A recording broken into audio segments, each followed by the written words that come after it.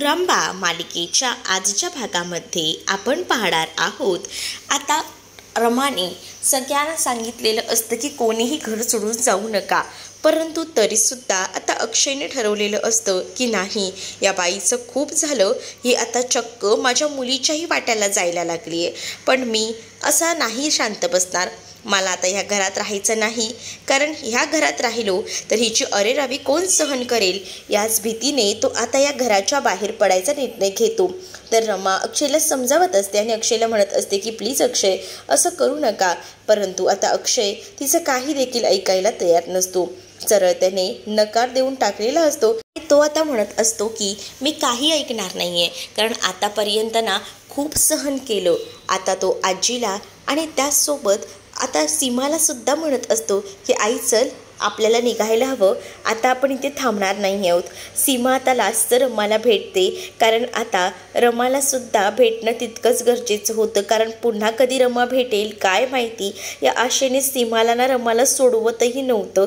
बिचारी एकटके ना तिच्याकडे पाहत होती, पण आता अक्षय कोणतीच भाषा ऐकायला तयार नव्हता, त्यामध्ये रमा देखील काही करू शकत नव्हती। पण आता जाताना या मात्र इरावतीनं चांगला टोला रमाला लगावलेला असतो आणि ती म्हणत असते की मला असं वाटत होतं की कोणीतरी ना मला चॅलेंज दिलं होतं आणि ना त्यांना ना हे जिंकायचं होतं, पण हे चॅलेंज ना मीच जिंकलेली आहे, कारण तुला तर बघितलं ना कसं हरवलं, तू 1-10 सांगितलं होतं ना, आता 1-11 झाले। बाई अनलकी आहे हा नंबर 1-11, काय होईल तुझं बघ ना। आम्ही परफेक्ट टायमिंगवर हे घर सोडून गेलो, कारण मला या घरात ना अक्षयला तुझ्यासोबत ठेवायचंच नव्हतं, मला अक्षयला तुझ्यापासून वेगळं करायचं होतं आणि फायनली मला ते करता आलं, याचा जास्त आनंद मला आहे, असं देखील आता ती म्हणू लागते आणि ती जोरजोरात हसू लागते। आणि जेव्हा आता ती हसू लागते ना, तेव्हा मात्र आता इकडे खूपच जास्त रडायला जे आहे ते आता रमाला येत असतं, कारण घर पूर्णपणे आता खाली पडलेलं असतं। रमा हे सगळं काही बघूनच खूप जास्त टेन्शनमध्ये आलेली असते आणि दुसरीकडे मात्र आता राहायची सोय नसल्यामुळे बाकी सगळीजण आता त्या बागेमध्ये जाऊन बसलेले असतात आणि बघत असतात की कधी आपल्याला घर भेटते। त्या उन्हामध्ये बसून तारा तर खूप जास्त आता वैतागलेली असते आणि ती म्हणत असते की मला आता टॅन जमणार आहे, खरंच ना मला कळत नाही आहे, माझी स्किन पूर्ण काळी पडणार आहे, असं काहीसं तिचं सुरू असतं। तर दुसरीकडे इरावती डोक्यावर पदर घेते आणि इकडे तिकडे पाहत असते की अजून अक्षय आला कसा नाही, रूमची सोय झाली की नाही। पाचगणीमध्येच ते आता दुसरं रूम बघत असतात आणि त्याच वेळेला आता त्या खोलीतून तर ते निघालेले असतात, कारण जी रमाने जे आहे ते त्याला सांगितलेलं असतं की तू जॉब सोडू शकत नाही, नाहीतर तुला 5 लाख रुपये भरावे लागतील, पण तिने असं सांगितलं नव्हतं की तू घरही सोडू शकत नाही। म्हणूनच आता त्याने चक्क ते घर सोडून टाकलेलं असतं, कारण ते आता रमाच्या नावावर असतं आणि रमा तिथे अरेरावी करत असते असं त्याला वाटत असतं आणि म्हणूनच त्याने आता तो घर सोडायचा निर्णय घेतलेला असतो। तर पुढे मात्र आता अक्षय सगळ्यांसाठी पाणी घेऊन येतो, सगळ्यांनाच आता त्या उन्हात बसून ना एकदम असं गरगरल्यासारखं होत असतं आणि त्यामुळेच आता सगळेजण विचारतात की काय झालं, राहायची सोय झाली का नाही, अजून तरी काही शोध झाला नाही आहे, मी शोधतोय, थांबा जरा, मिळेल नक्कीच, काहीतरी होईल आपली सोय, असं देखील आता तो म्हणत असतो। आणि त्याच वेळेला आता माझी शोध मोहीम तर सुरू आहे, मी शांत बसलेलो नाही आहे, पण त्या घरात तर मी पुन्हा कधीच जाणार नाही, असं देखील अक्षय म्हणत असतो।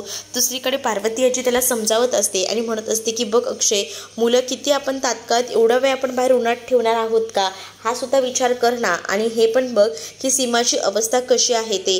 आता अक्षयही आता पुन्हा एकदा शोधत असतो आणि त्याच्यावर मागे पुढे करायला मालविका असतेच। मालविकाला ना आता त्या अक्षयच्या जवळ यायचं असतं, ती म्हणत असते की माझं अक्षयवर प्रेम आहे अँड ऑल, पण ना तिचं प्रेम ना अक्षयने पाहिलेलंच असतं की किती आहे ते। तर दुसरीकडे मात्र अक्षय ना फोनवर सुद्धा रूमबद्दलची चौकशी करत असतो, त्यांनी कोणाला तरी कॉल लावलेला असतो आणि विचारत सुद्धा असतो, पण तिथे सुद्धा काही सोय होत नसते। मग काय, आता तो ना पटकनच तिकडनं बाहेर पडायचा निर्णय घेतो आणि तो ठरवतो की नाही, इथून जेव्हापर्यंत मी बाहेर पडत नाही आणि शोधाशोध करत नाही तोपर्यंत मला काही रूम सापडणार नाही आहे। तर दुसरीकडे मात्र रमाला वाईट साईड बोलायचं हे बरोबर कसं ते जमत असतं, आणि या सगळ्या गोष्टींना या जमत असतात त्या म्हणजे इरावतीला. आणि जेव्हा ना ती खूप जास्त वाईट साईड बोलते ना तेव्हा मात्र सीमाला या गोष्टी सहन होत नाही.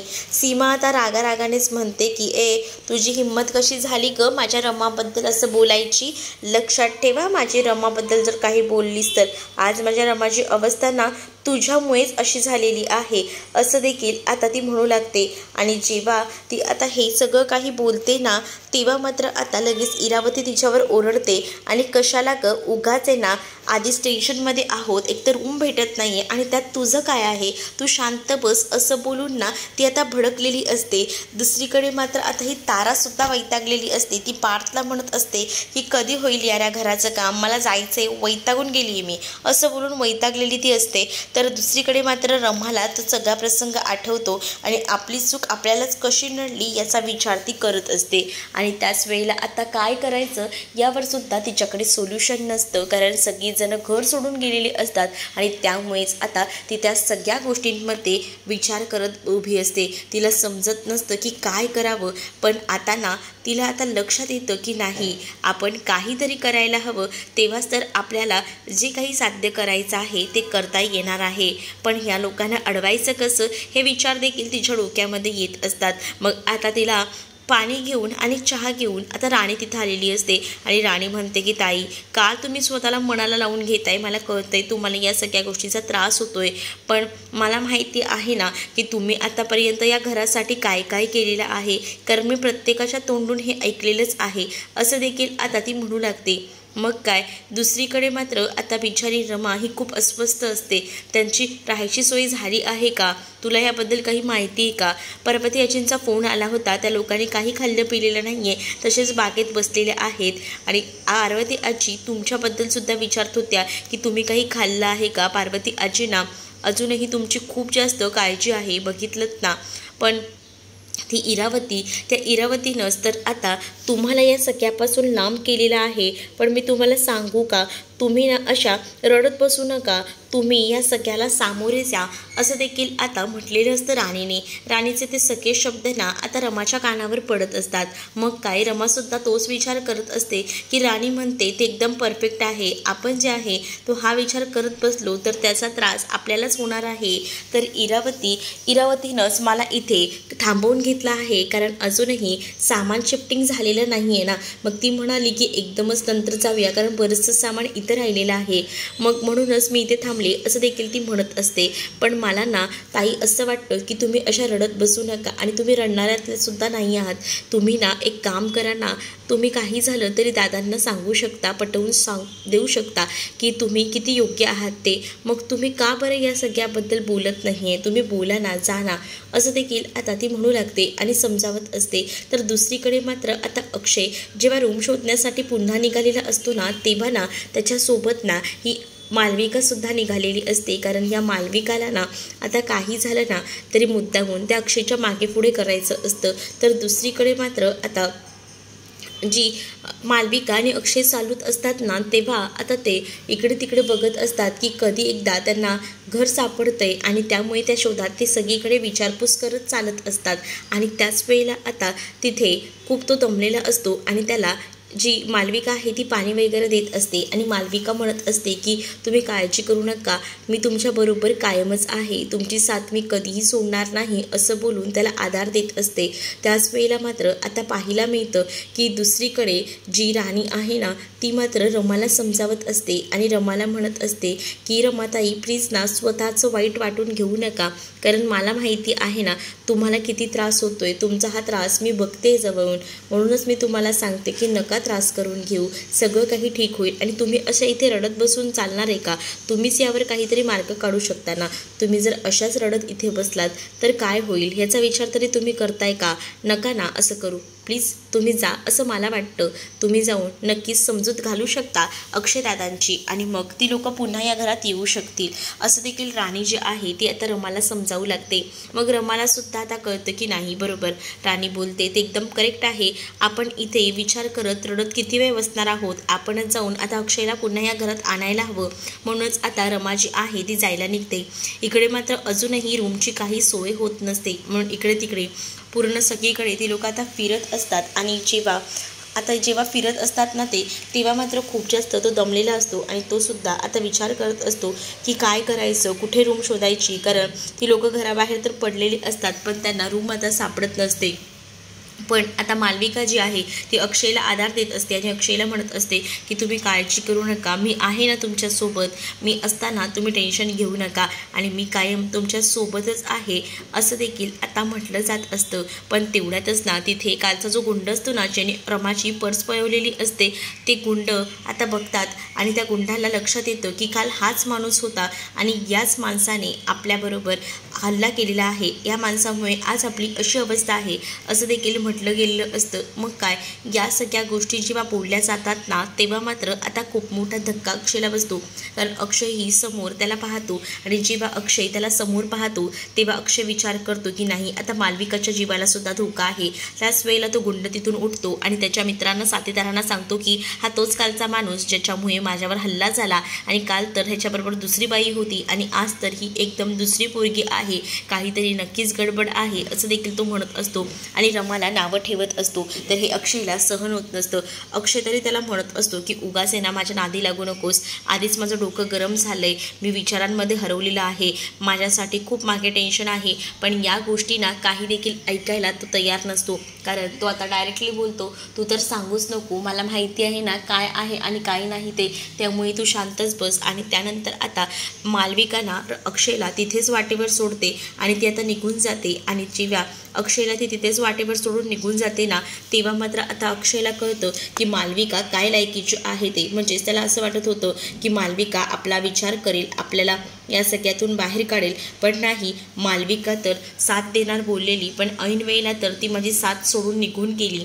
कशी बाई आहे ही खरंच, या जागेवर जर माझी रमा असती असती तर नक्कीच तिनं मला साथ दिली असती असा विचार देखील आता अक्षय जो आहे तो करू लागतो. पण मालविका झाडामागून ही सगळी मजा पाहत असते. अक्षय मात्र आता त्या गुंडांसोबत खूप अशी मारामारी करत असतो आणि जेव्हा तो मारामारी करतो ना तेव्हा मात्र आता ते गुंड जे आहेत ते अक्षयला धरून ठेवतात आणि जेव्हा ते गुंड अक्षयला धरून ठेवतात ना तेव्हा मात्र आता त्या गुंडांनी ठरवलेलं असतं की अक्षयला आज काही झालं तरी असं सोडून द्यायचं नाही, आज अक्षयला मारायचंच. आणि म्हणून ते गुंडना अक्षयला मारत सुद्धा असतात. पण दुसरीकडे आता पाहायला मिळतं अक्षय जो आहे तो मात्र खूप जास्त विचारांमध्ये हरवून गेलेला असतो आणि त्यालाही कळत नसतं की हे सगळं काय होऊन बसलेलं आहे. पण त्याच वेळेला तो मालविकाला पाहतो. मालविकाही विचार करते की आता अक्षय काही वाचत नसतो, अक्षय नक्कीच खपला म्हणून समजायचं, आता देवच त्याला या सगळ्यातून वाचवू शकतो. कारण अक्षयच्या डोक्यावर त्या मागून येऊन माणसाने जोरात बांबूही मारलेला असतो. अक्षयला आता काही दिसत नसतं, अक्षय अस्ताव्यस्त झालेला असतो आणि बाकी इतर गुंडसुद्धा आता अक्षयवर हल्ला करायला आलेले असतात. तर अक्षयही आता शांत बसत नाही, अक्षय त्या गुंडांना बेदम मारत असतो. पण जो मेन गुंड असतो ना ज्याने काल अक्षयवर हल्ला केलेला होता आणि अक्षयच्या हाताला इजा झालेली होती तोच गुंड आता आपल्याकडे असणारा सुरा बाहेर काढतो आणि त्या सुऱ्यानेच आता अक्षयला मारणार असतो. आणि हे सगळं मालविका त्या झाडामागून हळूच पाहत असते आणि जेव्हा मालविका हे सगळं पाहत असते ना तेव्हा मात्र ते विचार करते की आता काय होईल. आता फिंगर क्रॉस करून ती उभी असते कारण तिला अक्षयला वाचवताही येत नसतं, ती स्वतःचा जीव मुठीत घेऊन तिथे उभी असते. मग काय, ते आता म्हणते की अक्षयला वाचवायला चक्क देवच येऊ शकतो, बाकी कोणीही येऊ शकत नाही असं देखील आता ते विचार करत बोलत असते. तर दुसरीकडे मात्र रमाच तिथे आलेली असते आणि रमा जेव्हा तिथे येते ना तेव्हा अक्षयला तिने मोठ्या संकटातून सावरलेलं असतं असंच बोलायला हरकत नाही. कारण अक्षय जो आहे ना त्याच्यावर खूप मोठा हल्ला होणार असतो आणि तेवढ्यातच रमा तिथे येते आणि रमा त्या गुंडाचा हात धरते आणि त्याच्या हातातून तो सुरा काढून घेते. आणि अक्षय जेव्हा हे सगळं बघतो तेव्हा अक्षयचे डोळे उघडतात की नाही खरंच ना, म्हणजे मी जो विचार करत होतो तो कितपत चुकीचा आहे. म्हणजे मी विचार करत होतो की ही साथ मला सोडून कधीही जाणार नाही मालविका, पण यावेळेला सुद्धा रमाच माझी साथ द्यायला आली आहे. मग काय, रमा काय शांत बसते का? रमा त्या गुंडांना बेदम मारू लागते आणि त्या गुंडांना बोलत असते की तुमची अशी अवस्था करून ठेवीन ना की हॉस्पिटलमध्ये पाठवून टाकेन. आणि हे सगळं काही अक्षय बघत असतो. अक्षय आता बघत असतानाच रमा त्या गुंडांना बेदम मारते, इतकं मारत असते की ते गुंड जे आहेत ना ते स्वतःच्या पायावर उभे सुद्धा राहू शकत नसतात. त्याच वेळेला रमा त्यांना धमकी देते आणि म्हणते की आता तुम्ही इथून जाताय का तुम्हाला माझ्या भाषेत तुम्हाला उत्तर देऊ. कारण आहे ना मला असं वाटतं की तुम्हाला ना आता मी दाखवूनच द्यायला हवी तुमची लायकी काय आहे ते. आत्ता मी पोलिसांना फोन करून इथे बोलवते. त्याबरोबर ते गुंड घाबरतात आणि अक्षयला राग येत असतो. अक्षयला हेच वाटत असतं की हे सगळं काय होऊन बसलं. म्हणजेच अक्षय हे विचार करतो की नाही, आपण हे जे काही गोष्टी केल्या त्यामध्ये रमाची मदत घेतलेली आहे. म्हणूनच तो डायरेक्ट सांगतो की मला ना तुझी गरज नाही आहे, काय येते सारखी सारखी माझ्यामध्ये येऊ नकोस, असं देखील आता त्याने स्पष्टपणे सांगून टाकलेलं असतं. त्याला प्रचंड रमाचा राग येत असतो, कारण रमाच्या घरात आणि त्या सगळ्या गोष्टींमध्ये त्याला पुन्हा एकदा अडकून बसायचं नसतं आणि त्यामुळेच तो आता या सगळ्याबद्दल बोलून गेलेला असतो. आणि जेव्हा तो ह्या सगळ्याबद्दल बोलतो ना, तेव्हा मात्र रमाला खूप जास्त दुःख झालेलं असतं. बिचारी रमा अक्षयचं सगळं बोलणं सहन करत असते. आज रमाकडे सगळं आहे, पण आज तिचा नवरा तिच्याजवळ नाही आहे ना, याचं दुःख तिला खूप जास्त होत असतं. आणि वर अक्षय तिला समजूनही घेत नसतो. तिला असं वाटत असतं की या सगळ्या परिस्थितीत निदान अक्षयने तर तिला समजून घ्यावं, पण अक्षयही तिला समजायला तयार नसतो. तर दुसरीकडे मात्र आता ती मालविका बोंबलत आलेली असते. आणि ती मालविका जी आहे ती आता म्हणत असते की हे सगळं काय चाललेलं आहे मला कळत नाही आहे. त्या अक्षयवर हल्ला झाला आहे, त्या गुंडांनी मिळून अक्षयला मारला आहे. आणि तेवढ्यातच ना ती बाईसुद्धा तिथे आली होती. बाई आली होती, कोण बाई आली होती, रमाचं नावसुद्धा ती स्पष्ट घेत नव्हते.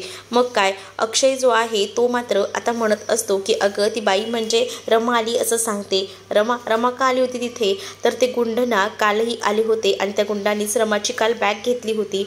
म्हणूनच मी रमाची सुटका त्या गुंडांपासून केली. म्हणून आज परत ते गुंड तिथेच आले होते मालविकावर हल्ला करण्यासाठी. पण मी त्यावेळेला तिथे होतो आणि त्यावेळेला मी तिथे असल्यामुळे आता कसं तरी वाचलोय. पण ह्या सगळ्यामध्ये तुला वाचवण्याचा जो काही डाव होता तो मला वाटतं रमाचाच होता. म्हणजे ते गुंड रमानेच पाठवलेले नसतील कशावर ना.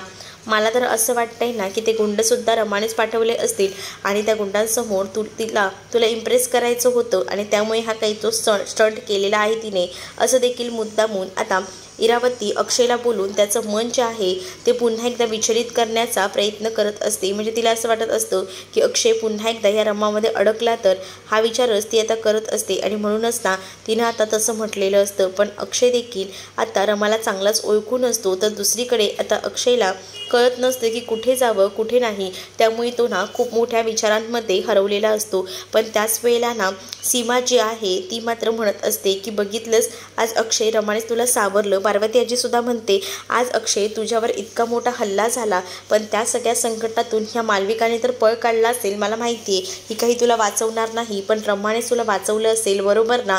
तर अक्षय काहीच बोलत नाही. तिथेच आता पार्वती आजीला उत्तर सापडतं. आता रमा त्या गार्डनमध्ये आलेली असते आणि ती आता अक्षयसमोर हात जोडत असते आणि अक्षयला म्हणत असते की प्लीज अक्षय, मी तुमची माफी मागते, पण प्लीज घरी चला.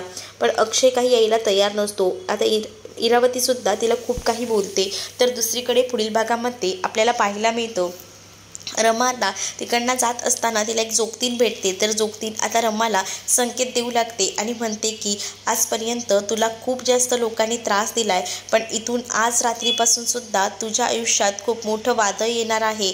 त्यामुळे पोरी सांभाळून राहा, काहीसुद्धा होऊ शकतं.